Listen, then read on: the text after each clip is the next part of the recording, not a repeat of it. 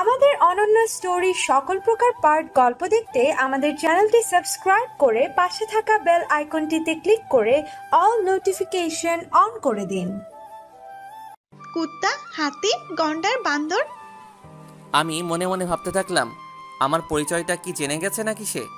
কিরে কুত্তা, কথা বলিস না কেন? তোরে আমি কখন কল দিচ্ছি, আর তুই আমাকে এতক্ষণে কল দিস না? সরি রে, আমি ঘুমিয়ে গেছিলাম রে। আদি, একটা মজার ব্যাপার হলো কি জানিস? না, তুই না বললে কেমন করে জানবো আমি? তোর নাম আর আমার বাবার মালিকের পোলার নাম একই নাম। তাই নাকি? ভালো তো। আর কিছু বলবি? না, আর কিছু বললো না। তাহলে ফোনটা রাখি বলে কেটে দিলাম। সাথে সাথে মেঘকন্যাকে কল দিলাম, বাট বন্ধ বলে। আবারও দিলাম, একই কথা বন্ধ। তাই বকা দিতে থাকলাম।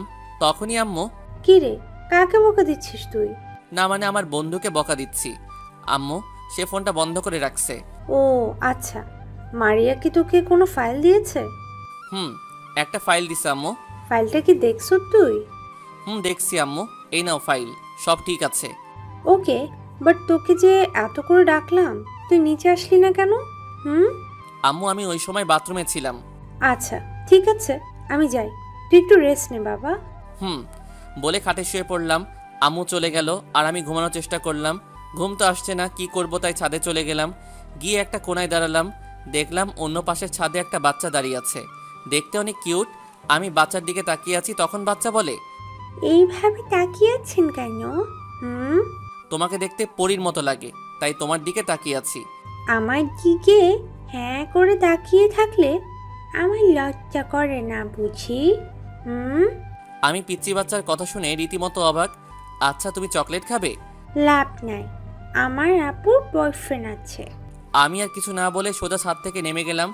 দেখতে দেখতে সন্ধ্যা হয়ে গেলে আম্মু ডাকতে থাকলে আমি বললাম, কি কিছু বলবা? কিছু খাবি? না এখন কিছু খাবো না বলে রুমে চলে গেলাম। আমিও একটু পড়লাম।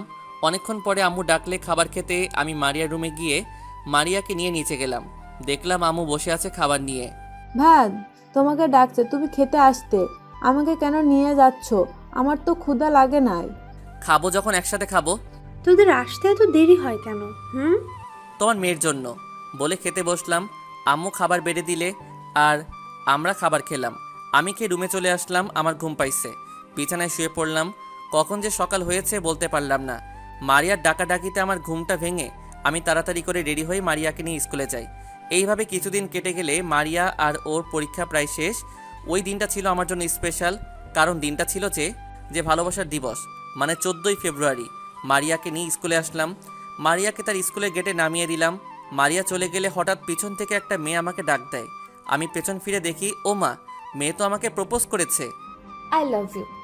তুমি এখন ছোট, তুমি কিছু বুঝো না রিলেশন কি, বাট তুমি আমার ছোট বোনের সাথে একই ক্লাসে পড়ো। আমার ছোট বোন তোমার বান্ধবী, তাই তুমি আমার ছোট বোন, বুঝছো? আর তোমার ফুলটা আমি নিচ্ছি, বাট বড় ভাই হিসেবে, ওকে? কিছু না বলে চুপচাপ চলে গেল। আমি গাড়ি নিয়ে স্কুলের সামনে থেকে চলে আসলাম। জানি না আবার যদি কেউ এসে প্রপোজ করে, তাই আগে থেকে ওইখান থেকে চলে আসলাম। একটা রেস্টুরেন্টে চলে গেলাম কিছু খাওয়ার জন্য। ও মা, রেস্টুরেন্টে জোড়া জোড়া কোনো সিট খালি নাই, কি করব? চলে আসলাম। অন্য আরেকটা রেস্টুরেন্টে দেখলাম খালি আছে, গিয়ে অর্ডার দিলাম কাচ্চি। 2 মিনিট পরে নিয়ে আসলে কাচ্চি। বিসমিল্লা বলে শুরু করলাম। যেই খাবারটা মুখের সামনে নিলাম, তখনই সামনে দাঁড়িয়ে আছে আদিবা ও তার কিছু ফ্রেন্ড। কেমন আছে আদি? আমার ক্লাস চলে আসলে আমি ক্লাস দিয়ে নিজের কানকে বিশ্বাস করতে পারছি না যে আদিবা আমার সাথে হাসি দিয়ে কথা বলছে আর ভদ্রভাবে দাঁড়িয়ে আছে আর কেমন আছে বলছে। কি হলো, কিছু বলছো না যে তুমি? না মানে আলহামদুলিল্লাহ ভালো আছি, আপনি কেমন আছেন? আমিও আলহামদুলিল্লাহ ভালো আছি। তো কি খাচ্ছ? কাচ্চি খাচ্ছি। ও ভালো। বলে উঠে গেলাম, চলে আসবো।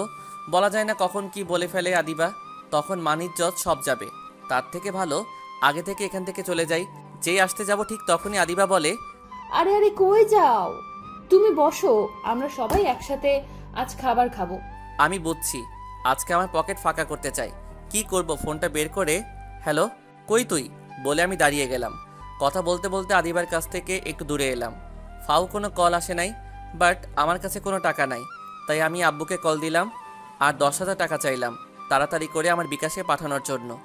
আব্বু ওকে পাঠাচ্ছি, বাট যদি টাকা লাগে আমাকে বলবি, কেমন? ওকে আব্বু, বাট জানতে চাইলে না কিসের জন্য আমি টাকা চাইছি?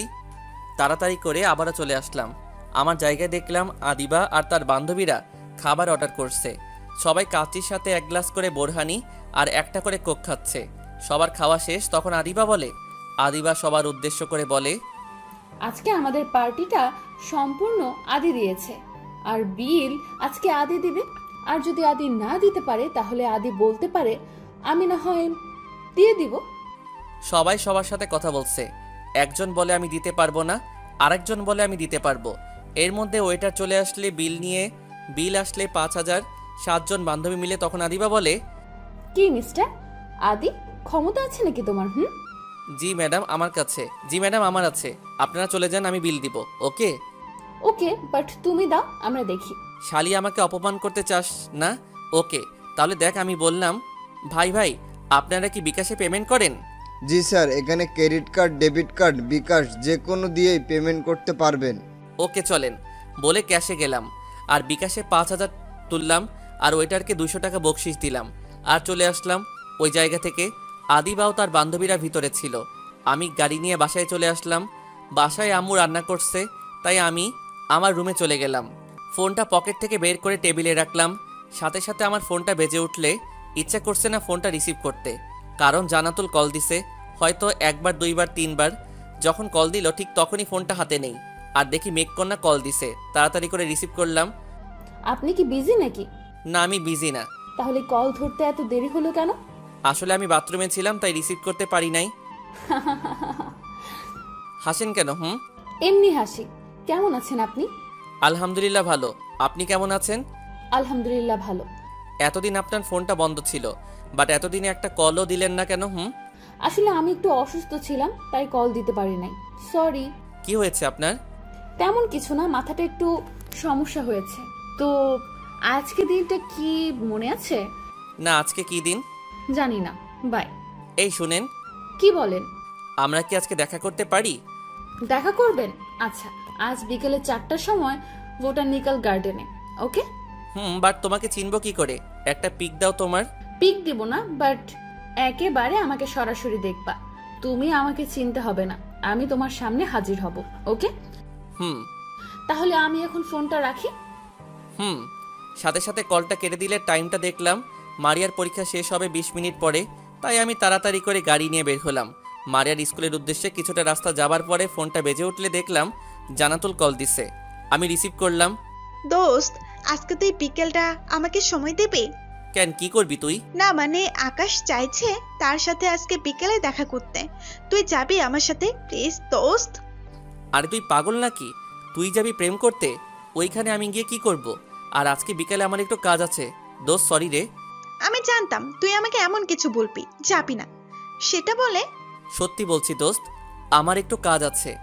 সাথে সাথে জান্নাতুল কলটা কেটে দিলে আমি 2 বার কল দিছি, বাট রিসিভ করছে না। এর মধ্যে মারিয়া স্কুলের সামনে চলে আসলাম। কিছুক্ষণ পরে মারিয়া চলে আসলে দেখলাম মারিয়ার হাতে 1 গুচ্ছ গোলাপ। তা দেখে তো আমার মাথা গরম হয়ে গেল। মারিয়া আমার কাছে আসতে আমি বললাম, এই ফুল তোকে কে দিছে? ভাই তুমি রেগে যাও কেন? আর এই ফুল তো আমার নয়, এইগুলা তো। মারিয়াকে থামিয়ে দিলাম আর বললাম, মিথ্যা বলবি না, কে দিছে তোকে? তখন মারিয়া বলে, আরে ভাইয়া, আমার বান্ধবীরা তোমাকে এই ফুলগুলা দিতে বলেছে, তাই আমি আনছি, আর তুমি আমার উপর রেগে গেলা। সরি মারিয়া, চল বাসায় যাই। বলে মারিয়াকে বাসায় নিয়ে গেলাম। আম্মু বলে, মারিয়া, তোর পরীক্ষা কেমন হয়েছে আজকে? আম্মু আলহামদুলিল্লাহ ভালো হয়েছে। ভালো হলে ভালো, যা ফ্রেশ হয়ে আয় তোরা। আমি আর মারিয়া চলে গেলাম। রুমে গিয়ে ফ্রেশ হয়ে নিচে আসলাম। দেখলাম মারিয়া এসে বসে আছে। আমি গিয়ে চেয়ার টেনে বসলাম। আম্মু খাবার বেড়ে দিলে আমি খাবার খেলাম।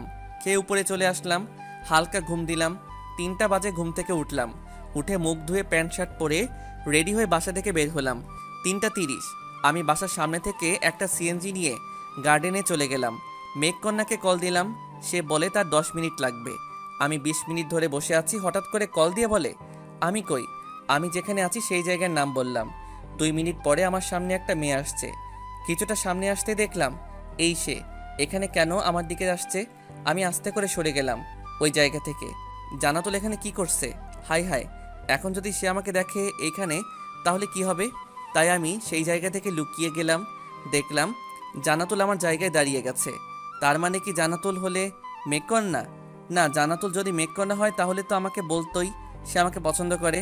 মনে হয় জান্নাতুল আমাকে সারপ্রাইজ দিবার জন্য বলে নাই। আমি নিশ্চিত জান্নাতুল হলো মেঘকন্যা। তা না হলে জান্নাতুল এখানে কেন আসবে? যাই তাহলে জান্নাতুলের কাছে। যেই প্রথম পা বাড়ালাম তখনই দেখলাম আদিবা আসছে জান্নাতুলের দিকে। হাই হাই, ওই মেয়ের কাছে যাওয়া যাবে না। যদি যাই না জানি কি না কি ব্যবহার করে বসে। তার থেকে ভালো তাদের কথাগুলো এখান থেকে শুনি। আমি এখানে থাকি আর কি করে তা দেখি। দুইজন দুইজনের কাছাকাছি আসলে। ওই তুই এখানে কি করছিস? কেন আমি এখানে আসলে তোমার সমস্যা কি? তুমি এখানে কি করছো? আমার এখানে কাজ আছে, এখানে আমার একটা লোক আসবে। মনে মনে বললাম, তার মানে আদিবা হলে মেঘকন্যা, তাহলে তো আমি শেষ। আমারও এখানে একটা লোক আসার কথা। দুইজনের কথা শুনে আমার মাথা নষ্ট হয়ে যাচ্ছে। কে মেঘকন্যা? এখনই দেখছি যদি আদিবা হয় তাহলে সাথে সাথে আদিবাকে ব্লক করে দেব। আর যদি জান্নাতুল হয় তাহলে বন্ধুত্বের খাতিরে একটা চান্স দেওয়া যায়। মেয়েটা অনেক ভদ্র। তাই আমি মেঘকন্যাকে ফোনে কল দিয়ে দুইজনের দিকে তাকালাম। দেখলাম দুইজনের ফোনই রিসিভ করলে। হাই হাই, এই কি হলো? আমি হ্যালো বলে কল কেটে দিলাম আর দেখলাম দুইজনের ফোন রেখে দিল। আমার মাথায় কিছু আসছে না, কি করে হতে পারে এই রকম? আমি তো পাগল হয়ে গেলাম। আর ওইদিকে দুইটা ঝগড়া করা শুরু করে দিল। আমি এখন কি করব? ওদের মধ্যে কে মেঘকন্যা আর দুইটা বা এখানে কি করছে? কি করে ওদের ঝগড়া বন্ধ করব? আল্লাহ গো, মাথা আর কাজ করছে না। ওদের সামনে গিয়ে কি ঝগড়া বন্ধ করব, নাকি একেবারে এখান থেকে চলে যাব? মেয়েদের ঝগড়া কাছ থেকে দূরে থাকাটা বুদ্ধিমানের কাজ। কখন কি বলে ফেলাই তার নিশ্চয়তা নাই। তাই অন্য জায়গা দিয়ে আমি বের হলাম আর একটা রিক্সা দিয়ে চলে আসলাম। বাসায় এসে কলিং বেল দিলাম। মারিয়া দরজা খুলে দিল। ভাইয়া কি হয়েছে? এত টেনশন লাগছে কেন তোমার? কিছু না বলে রুমে চলে আসলাম। এসে শুয়ে পড়লাম খাটে, একটু রেস্ট নিলাম। মাথাটাকে 1 ঘন্টা পরে ফোনটা হাতে নিলাম। দেখলাম মেঘকন্যা 10টা কল দিছে আর মেসেজ দিয়ে সরি বলছে। সরি কেন বলবে? সরি তো আমি বলবো, কারণ তার সাথে কথা না বলে আমি চলে এসেছি। তাই আমি কল দিছি। মেঘকন্যা রিসিভ করে। সরি প্লিজ, রাগ করবেন না। আরে আসলে আমি সরি বলছি। আপনি কেন সরি বলবেন? আপনি আমার জন্য কতক্ষণ অপেক্ষা করছেন, আমি আসতে পারি নাই। আপনি অনেক কষ্ট হয়েছে না? কি? তার মানে মেঘকন্যা আসে নাই? যাক বাবা, বেঁচে গেলাম। কতই না টেনশনে ছিলাম আমি। এটা বুঝি একটা কাজ করলেন আপনি? আমি তো অনেক রাস্তা চলে আসলাম, বাট বাসা থেকে কল আসলো বাবা নাকি হঠাৎ করে শরীর খারাপ হয়েছিল। তাই আমি আবারও চলে গেছিলাম। আপনাকে বলতে ভুলে গেছি যে আমি আসবো না। আঙ্কেল কেমন আছে এখন? আলহামদুলিল্লাহ ভালো। আচ্ছা, আপনাকে দেখতে অনেক ইচ্ছা করছে। প্লিজ দেখা দেন, মনটা ঠান্ডা করে দেন। 2 চোখে আপনাকে দেখে চোখগুলো শান্তিতে ঘুমাতে চাই।